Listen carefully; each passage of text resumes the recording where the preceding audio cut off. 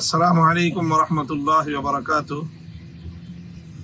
দীর্ঘ দশকের পর দশক জুড়ে মজলুম রাষ্ট্র ফিলিস্তিনের গাজা উপত্যকা সহ ফিলিস্তিনবাসীদের উপর বর্বর ইসরায়েলের গণহত্যা পরিচালিত হয়ে আসছে।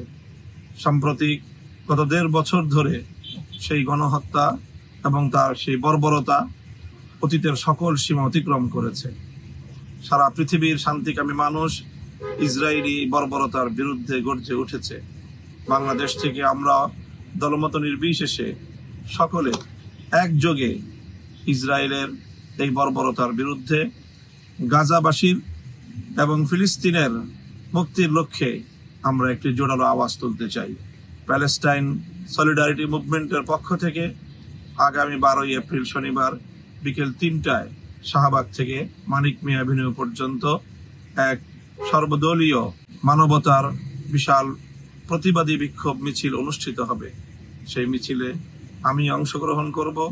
আপনাদের সকলকে সেই মিছিলে অংশগ্রহণ করে ফিলিস্তিনি মুক্তির আন্দোলনকে সমর্থন এবং সংহতি জানানোর উদাত্ত আহ্বান জানাচ্ছি।